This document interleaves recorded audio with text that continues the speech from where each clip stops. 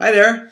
Could God be working for you in all of your failures? And can you notice it? Our failures mostly have to do with the promises and commitments we make concerning our behavior. I commit to taking care of my family, but that's not easy to do because we're always changing. We're growing up, growing out, moving around. And I also commit to treating you well and to, not piss you off, which I probably just did because I used a coarse word. See, I don't do very well with my commitments. How do you do with your commitments? How's it going with your decisions on how you'll be and what ways you'll choose and how you'll do? If, like me, you're tired and not actually doing very well, then let me tell you that God is in fact working for you in the midst of it, trying to live and manage ourselves by promises and commitments, which is what Romans chapter 7 is all about, rather than by the grace and life of Christ in us, which is what chapter Romans 8 is all about, is pictured by terrible Tippy the bird.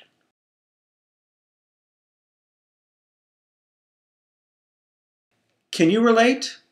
Just one more attempt.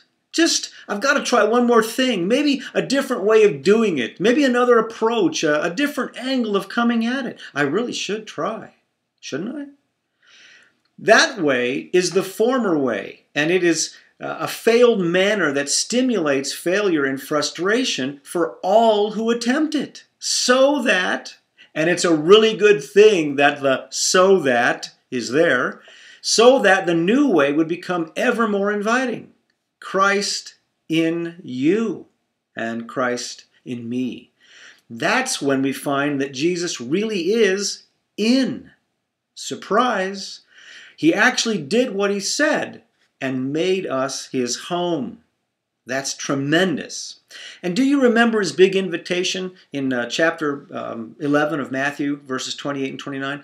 Come to me, all you who are weary and burdened, and I'll give you rest. Take my yoke upon you and learn from me, for I'm gentle and humble in heart, and you will find rest for your souls. For my yoke is easy and my burden is light. So he's not out there trying to yoke you. He's in here trying to attract you.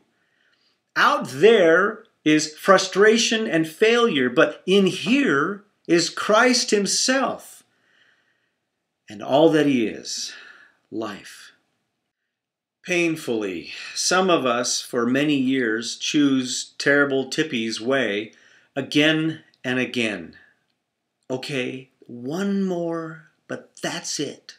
And we just keep at it over and over again. And after a while, that's going to be obvious. It's not going to be pretty. Our failure is not going to look good, not going to be fun for anybody. Maybe our struggle will look something like another Tippy and birds.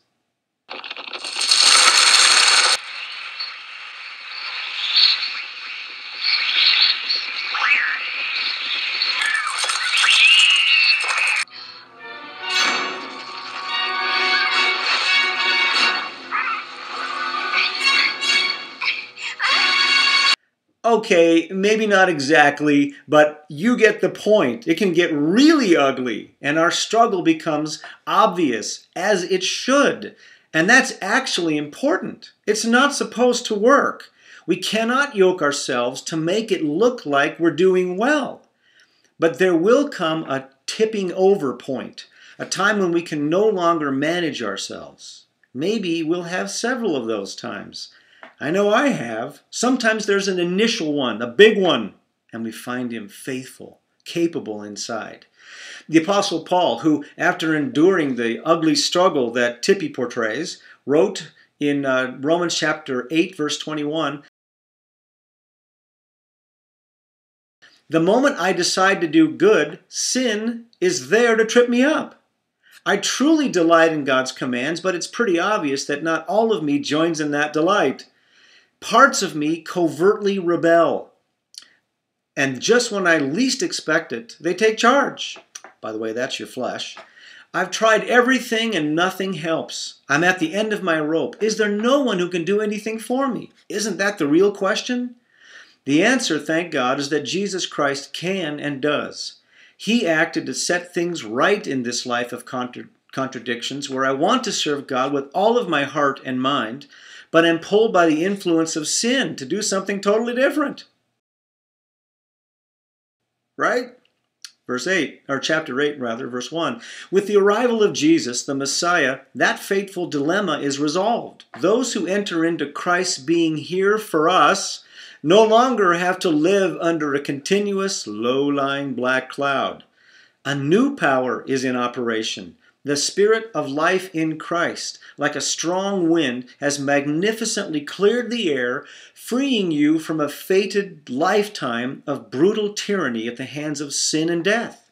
Verse 3, God went for the jugular when He sent His own Son. He didn't deal with the problem as something remote and unimportant. In His Son, Jesus, He personally took on the human condition, entered the disordered mess of struggling humanity in order to set it right once and for all. The law code, in other words, the sequence of how to live life right by commitments, weakened as it was by fractured human nature, could never have done that. The law always ended up being used as a band-aid on sin, instead of a deep healing of it. And now what the law code asked for, but we couldn't deliver, is accomplished as we, instead of redoubling our own efforts, simply embrace what the Spirit is doing in us. That is Christianity. Don't concern yourselves with the law.